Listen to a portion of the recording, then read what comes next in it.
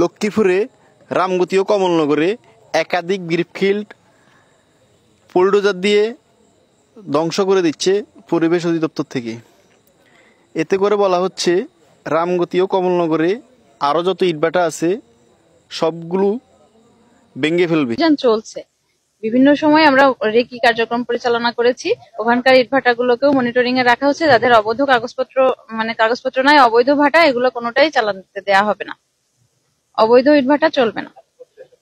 আমি executive magistrate, পরিবেশ অধিদপ্তর, খায়রুন নাহার।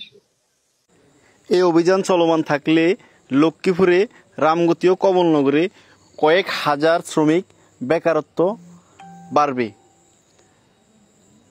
তাই পরিবেশ অধিদপ্তর ও ম্যাজিস্ট্রেট মহোদয়ের দৃষ্টি আকর্ষণ করে বলতেছি, সাধারণ শ্রমিকের দিকে একটু তাকিয়ে এই অভিযান বন্ধ করার জোর দাবি জানাচ্ছি।